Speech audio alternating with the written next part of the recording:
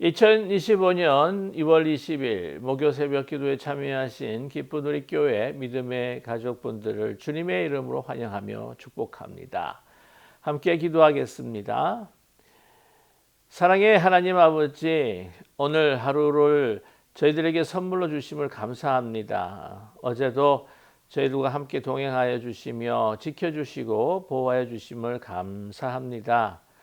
저희들에게 베풀어 주신 오늘 복된 날, 이 첫 시간을 주님 앞에 드리기 원하오니 사랑의 하나님, 저희들의 경배와 또한 저희들의 찬양을 주님 기쁘게 받아 주시옵소서. 주께서 저희들에게 말씀하실 때에 저희들 마음문을 열고 주의 말씀을 우리 마음판 안에 새기며 오늘 하루를 넉넉히 승리하며 살아갈 수 있도록 영적 양식으로 주님 채워 주시옵소서. 사랑의 하나님, 오늘 하루도 주님과 함께 동행하면서 저희들에게 일어날 모든 일들을 또한 하나님의 능력과 말씀으로 판단하고 분별하고 선택하여 하나님의 기쁨이 되는 저희들 되게 도와주시옵소서. 이 세상의 가치와 세상의 풍조를 따라 살아가는 저희들 되지 않게 하여 주시옵시고, 저희들은 하나님의 자녀이오니, 저희들은 하나님에 속한 하나님의 백성이오니 주의 말씀을 따라 살아가며 하나님의 기쁨이 되며, 그것이 우리에는 참으로 가장 큰 축복인 것을 알고 그리스도의 사랑 안에서 살아가면서 또한 성령의 능력으로 우리가 이 땅에서 승리하며 살아가는 복된 하루 되게 하여 주시옵소서. 예수 그리스도의 이름으로 감사드리며 간절히 기도드립니다. 아멘.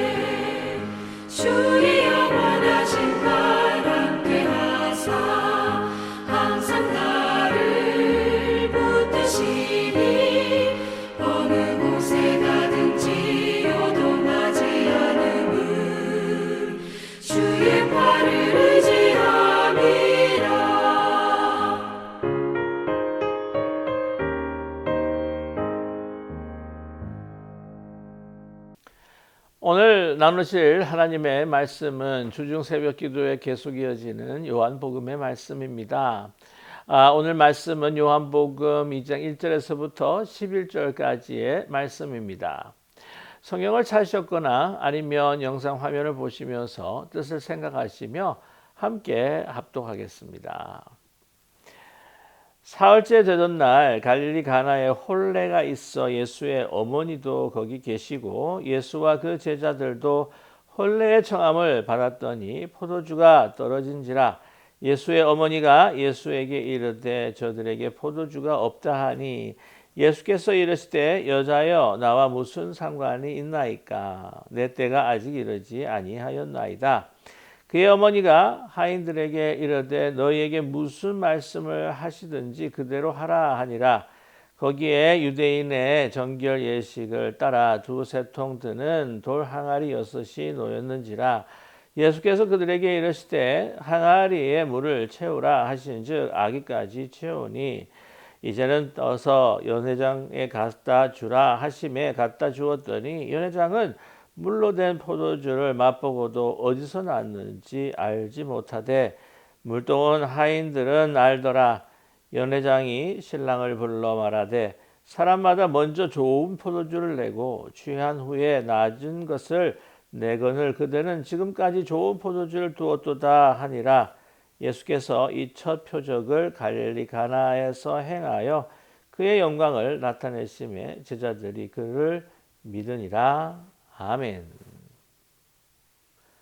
오늘 본문의 말씀은 여러분께서 너무나도 잘 알고 계시는 예수님께서 가나 혼인잔치에서 물을 포도주로 변하게 한 기적의 사건입니다. 오늘 이 기적이 예수님께서 공생애를 시작하면서 첫 기적이다라고 이렇게 기록을 하고 있는데요. 그러나 오늘 말씀을 보게 되게 되면 11절에 예수께서 이 첫 표적을 갈릴리 가나에서 행하여 그의 영광을 나타내심에 제자들이 그를 믿으니라라고 말씀하고 있습니다. 그래서 기적이라고 표현하지 않고 표적이다라고 이렇게 묘사를 하고 있습니다. 그래서 이 표적이라고 하는 것은요, 기적 그 사건 자체가 중요하기보다 그보다 더 중요한 것은 그 기적 사건을 통해서 주시고자 하는 바로 메시지, 그 의미가 더 중요하다는 것이지요. 그래서 이 표적은 영어로 사인이라고 말할 수가 있습니다. 이 기적과 같은 사건 참 놀랍습니다. 그러나 이것이 무엇을 가리키고 있는지, 어떤 메시지를 주고 있는지 그것이 더 중요하다는 것이죠. 그래서 오늘 이 표적, 바로 예수 그리스도께서 하나님의 아들 되심과 또한 메시아가 되신다라고 하는 그러한 메시지를 담은 사인입니다. 표적입니다. 자, 그런데 그러한 그 표적치고는 그 첫 번째 기적치고는 너무 임팩트가 약하지 않는가 하는 생각이 들지 않으십니까? 예를 들자면 예수님께서 행하신 놀라운 많은 기적들이 있습니다. 예를 들자면 병든 자를 고치십니다. 또한 귀신 들린 자를 쫓으십니다. 심지어는 오병이어의 기적을 나타내십니다. 뿐만 아니라 정말 그 자연의 그 힘을 조정하고 그 풍랑을 잠잠케 하시는 바로 예수님이십니다. 그보다 더욱이 예수님께서는요, 죽은 자를 살리시는 그러한 능력을 나타내시는 분이셨다는 것이죠. 그럼에도 불구하고 이렇게 예수 그리스도께서 우리를 구원하실 메시아다라고 하는 바로 그 첫 사인, 첫 표적이 또 이렇게 또한 가나 혼인잔치에서 또 일어나고 있다고 하는 것, 그것이 영향력이나 소위 말하면 그 임팩트가 너무 적은 것은 아닐까 하는 생각을 갖게 됩니다. 심지어는 예수님께서 이 기적을 정말 베풀고자 하셨을까라고 하는 의문을 가질 수 있기도 합니다.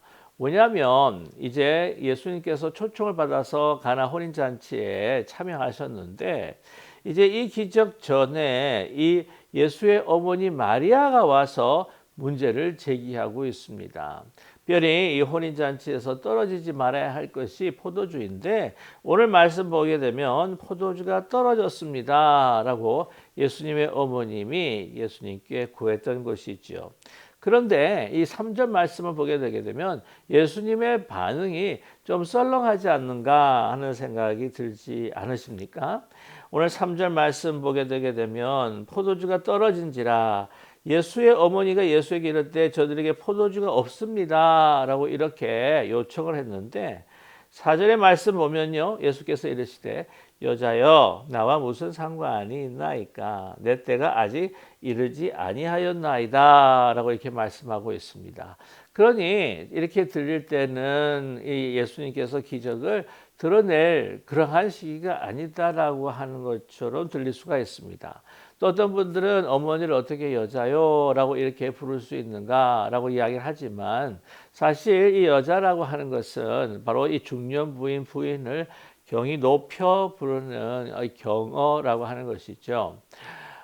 제가 알고 있는 이 목사님의 그 어머니는요, 이 아들 되는 그 분이시지만은 항상 목사님, 아들의 이름을 부르지 않고 목사님하고 이렇게 부르시는 그런 모친을 제가 알고 있습니다. 거기에 대해서 이제 목사님은 또한 많은 다른 사람들이 교인들이 있을 때 어머니라고 부르기보다는 권사님 이렇게 부르는 것을 제가 들은 적이 있습니다. 그것이 꼭 나쁜 것은 아니라고 생각합니다. 높이 존중히 여겨서 부르는 그러한 의미를 담고 있고요. 또한 그때는 어머니라고 하는 것보다 개인적인 관계라고 하기보다는 바로 공식적인 관계. 또 여기서는 또한 예수님이 바로 어머니와 어떤 혈육 관계가 있을 수도 있겠지만 그러나 하나님의 나라와 하나님의 사명을 보았을 때는 이렇게 좀 더 객관적인 관계로 부를 수 있다는 것이죠. 그러나 결코 존중성이 떨어지는 것은 아니라고 하는 것입니다. 그리고 나와 무슨 상관이 있습니까? 라고 했을 때에 내가 이 문제에 있어서 지금 나설 때가 아니다라고 하는 것을 우리에게 말씀하고 있습니다. 내가 때가 아직 이르지 아니하였다라고 할 때에 내가 오늘은 기적을 베풀어야 할 때가 아니다, 날이 아니다라고 들릴 것 같지만 꼭 그렇지만은 않습니다. 지금 상황, 이러한 문제가 봉착했을 때에 먼저 예수님께서는요 하나님 아버지께 먼저 물어보기를 원했다는 것이지요. 그래서 그 혼인잔치에 있어서의 그 문제가 제기되었을 때도 당장 개입하지 않겠다고 하는 의미를 담고 있습니다. 근데 여기서 보게 되게 되면은 큰 문제가 생긴 것이죠. 다시 말씀을 드렸지만 바로 이 혼인잔치에 이 포도주가 떨어졌다라고 한다면 바로 기쁨이 떨어졌다라고 이해할 수가 있습니다. 당시에도 랍비들은요 포도주가 떨어졌다라고 하는 것을 은유법으로 사용할 때가 많았습니다. 인생의 기쁨이 사라졌다라고 하는 의미가 되는 것이죠. 자, 그런데 이 그냥 결혼 잔치는 당시에 예수님 당시에 그냥 한 가정과 또 다른 가정이 연합하고 한 여인과 한 남자가 또한 결합하는 그러한 개인적인 셀러브레이션과 또한 그 축제가 아니었습니다. 그것은 모든 공동체, 사실은 모든 민족과 이 이스라엘 그 족속들의 그 기쁨을 나타내는 그러한 축제였다는 것이죠. 그런 축제에 바로 이 기쁨이 떨어졌다라고 하는 것은 큰 문제일 수밖에 없습니다. 예수님께서 특히 먼저 또한 이 제자들을 부르시고 이 제자들 부르심과 함께 또한 첫 번째 참여했던 것이 혼인잔치였다고 하는 것은 사실 큰 의미가 있습니다. 이 본문을 보시면 아시겠지만요. 2장 본문 전에 1장 35절에서부터 51절까지 예수님이 부르셨던 5명의 첫 번째 부르셨던 5명의 제자들이 있습니다. 여러분 기억하시겠지만 세례 요한의 2 제자가 있고요. 또한 그 세례 요한 중에 그 한 제자가 여러분 안드레였고 안드레의 형이 바로 베드로였습니다. 또한 같은 고향 사람에서 빌립이 있고 빌립은 또한 나다나엘을 또한 예수님 곁으로 불러오게 된 것이었죠. 이렇게 5명의 불렀던 첫 번째 이 제자들과 함께 오늘 이 혼인잔치에 참여했던 것은 바로 그때 그 혼인잔치가 가지고 있는 바로 의미가 있기 때문이죠. 다시 말씀을 드리지만은 하여튼 한 가정과 두 개인의 연합만이 아닙니다. 이것은 바로 이 바벨론 때부터 그들이 가지고 있었던 의미인데 바로 메시아의 나라가 도래하는 것을 기뻐하는 잔치였다는 것이죠. 그러한 이스라엘 백성과 바로 메시아, 신랑 대신 메시아와 또한 신부된 또한 이스라엘이 연합하는 기쁨을 그들이 가지고 있는 이 결혼 축제를 통해서 함께 개인뿐만이 아니라 모든 민족의 그 공동체, 그 마을 사람들이 함께 같이 그 기쁨 안에서 소망을 가지고 메시아의 나라가 도래할 것이다라고 하는 소망을 가지고 잔치했다고 하는 사실입니다. 지금 그때 당시 예수님 당시에는 로마의 압정 가운데 있었습니다. 그들은 얼마나 이 이스라엘을 구할 메시아를 기다리고 있었는지 모릅니다. 그렇기에 그들이 정말 축제와 간 잔치를 벌이는 이 결혼식에 있어서 그들은 한 개인뿐만이 아니라 이 메시아의 나라가 도래할 때의 그 기쁨을 그때 다시 재현하고 있음을 우리는 알 수가 있습니다. 그곳에서 기쁨이 떨어졌다. 소망이 떨어졌다. 그러나 이것을 다시 부흥케 하시는, 다시 기쁨을 살리시는 분이 다른 누구신가? 바로 예수 그리스도시라고 하는 것이죠. 맞습니다. 이것을 또한 이 제자들에게 가르쳐 주기를 원하셨던 것이었죠.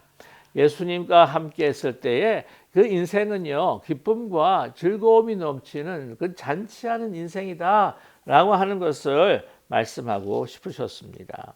우리의 신앙 가운데에 정말 중요한 것이 있습니다. 그것은 우리의 신앙을 의무로, 두려움으로 하는 것이 아닙니다. 기쁨과 사랑, 그리스도의 사랑과 은혜와 능력과 역사 가운데서 우리는 기뻐하며 즐거워하는 것, 그것이 바로 신앙생활이 하는 것이죠. 우리가 여러 번 들어보셨겠지만은 유교라고 하는 것은 꼭 제사집 같고 불교는 초상집 같고 여러분 기독교는 뭐라고 해요? 잔치하는 집, 매일 잔치하는 집이다라고 그렇게 이야기를 합니다. 웨스트민스터 신앙 고백에서도 뭐라고 이야기합니까? 인간의 제일 중요한 첫 번째 그 목적이 무엇인가? 바로 하나님을 영화롭게 하고 내가 하나님으로 인하여 내가 즐거워하는 것, 기뻐하는 것이 바로 목적이라는 것이죠.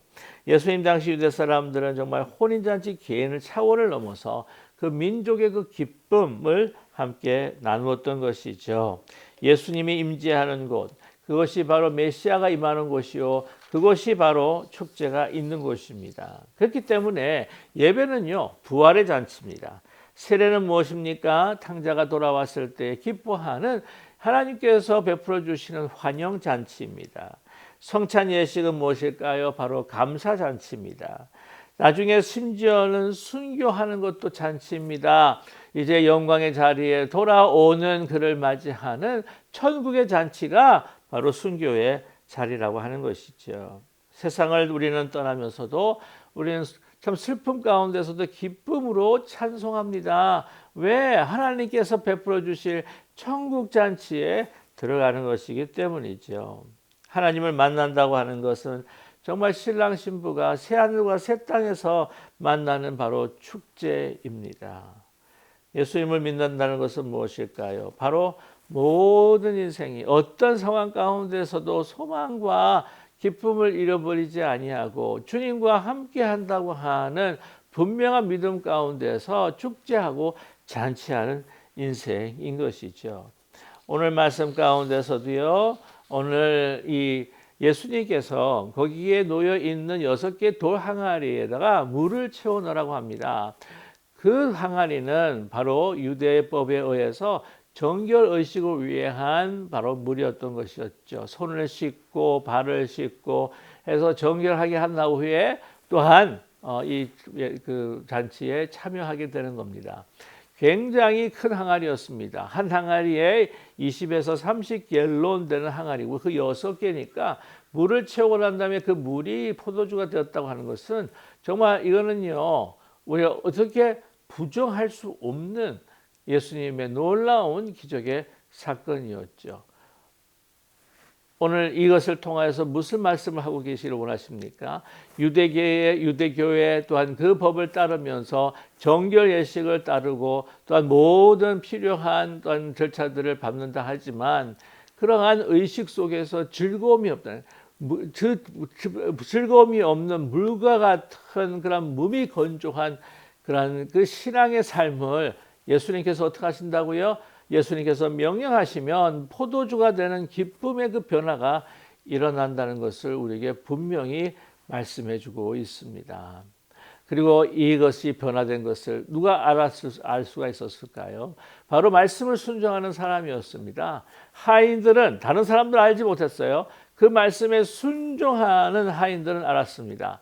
뿐만 아니라 그것을 목격한 제자들도 알았습니다. 또한 어머니 마리아가 알았습니다. 여기서 중요한 것은 무엇일까요? 바로 예수님께서 말씀하시고 명령하는 대로 따르고 순종할 때에 그때 우리의 진정한 기쁨이 넘칩니다.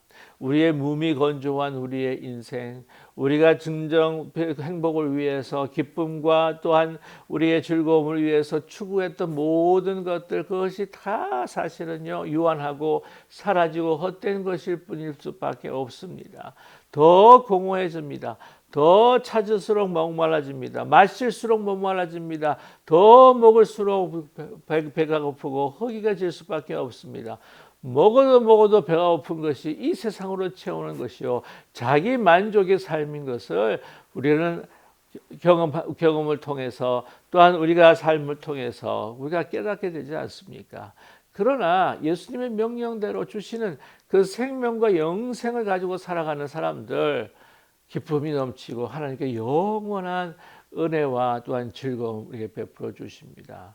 자기의 만족이 아닙니다. 하나님의 기쁨으로 우리가 살아가고 순종할 때에 내가 거머쥐지 않고 예수님의 말씀을 따라 예수님 앞에 드리고 또한 우리의 이웃들과 함께 우리의 삶을 나눌 때에 하나님께서 명령하신 그 사명을 따라 유한한 것이 아니라 영원하신 하나님의 가치를 들고 우리가 살아갈 때에 우리가 나누고 말씀 안에서 사랑으로 베풀고 우리가 더 이렇게 섬기고 내가 섬김을 받으려고 그렇게 이 세상의 것들을 붙들고 살아갈 때는 더욱더 그 관계가 단절되고 깊이 공허해지지만 그러나 예수 그리스도의 그 삶을 따라서 우리가 더 섬기며 다른 일을 높여주고 살아갈 때에 하나님이 기뻐하실 때에 그때 우리는 더욱더 큰 진리의 가운데 기쁨을 주의 사랑 가운데 기쁨을 우리는 누리게 될 수 있다는 것이죠. 그때 주님께서 우리와 함께 하실 때에 몸이 건조한 인생을 영원한 기쁨으로 바꿔주실 줄로 믿습니다.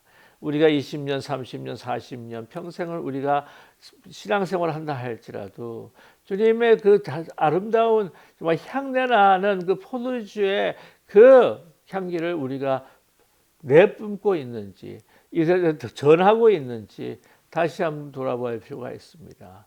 우리의 신앙이 기쁨에 넘치고 있는지 우리가 어떤 상황 가운데서도 실망하지 않고 우리가 하나님의 말씀 하나님의 안에 거하기 때문에 주님 안에 거하기 때문에 우리는 그 기쁨을 누리고 있는지 저와 여러분 우리의 혹시 딱딱해졌던 마음이라고 한다면 새로워지고 자기 중심적인 만족에서 살았다면 우리 주님 중심으로 주의 말씀을 따르고 살아갈 때에 거기에 바로 예수님께서 우리의 몸이 건조했던 의무와 책임만 두려움으로 신앙생활했던 우리의 그 심령을 포도주처럼 바꾸어주시는 역사가 있게 될 줄로 믿습니다. 그 예수님의 명령을 따라 그 예수님과 함께 동행하면서 주께 나의 삶을 주의 마음으로 변하게 해달라고 하는 기도와 말씀의 묵상을 통해서 주님 앞에 우리 자신을 드릴 때에 저와 여러분 기쁨이 영원한 기쁨이 넘치는 우리의 삶이 되시기를 주님의 이름으로 간절히 축복합니다. 기도하겠습니다. 사랑의 하나님 아버지 오늘 주신 말씀 붙들고 오늘 하루 또 주님과 함께 동행하며 주를 섬기며 살아가게 하여 주시옵소서. 사랑의 하나님 자기만족 자아실현 또한 우리가 세상 사람들이 바라고 원하고 하는 것들을 우리가 취하고 살아가면 그것이 우리는 기쁨이요 행복이라고 생각을 했지만 그러나 그것이 아니라 주님께 소리 가운데 임하여 주시어서 우리의 영혼이 물과 같은 무미건조한 우리의 영혼이 정말 포도주 같은 아름다운 영혼으로 변하게 하여 주시고 우리의 삶을 우리의 성품을 변하게 해 주실 때에 우리가 하나님의 중심으로 하나님의 기쁨으로 살아갈 때 하나님 말씀을 순종하며 그리스도의 십자가를 지고 주님 따라 살아갈 때에 그때 우리에게 진정한 기쁨이 우리 샘솟을 수 있다고 하는 사실을 주님 말씀하여 주셨사오니 그 말씀 따라 살아갈 수 있는 저희들 되게 도와주시옵소서. 나의 꿈, 나의 생각, 나의 바람, 나의 소원, 나의 바람들을 이루며 살아갈 때에 그것은 결코 우리에게는 무지개를 쫓아서 살아가다가 허무와 회한 가운데에 너무 지치고 힘든 삶을 실망한 삶을 살아갈 수밖에 없다는 것을 잊지 않게 하여 주시옵시고 주의 명령을 따라 하나님께서 주신 그 가치와 사랑을 따라 정말 살아가면서 하나님의 꿈이 하나님의 사명을 하나님께서 바라시는 것들을 이루어 갈 때에 우리가 정말 포도주가처럼 기쁨이 넘치는 향내 나는 삶이 될 수 있다고 하는 것을 분명히 믿고 살아갈 수 있도록 축복해 주시옵소서. 예수 그리스도의 이름으로 감사드리며 간절히 기도드립니다. 아멘. 하늘에 계신 우리 아버지여 이름이 거룩히 여김을 받으시오며 나라의 마옵시며 뜻이 하늘에서 이루어진 것 같이 땅에서도 이루어지이다. 오늘날 우리가 일용할 양식을 주옵시고 우리가 우리에게 죄진자를 사하여 준 것 같이 우리 죄를 사하여 주옵시고 우리를 시험에 들지 말게 하옵시며 다만 악에서 구하옵소서. 대개 나라와 권세와 영광이 아버지께 영원히 있사옵나이다. 아멘.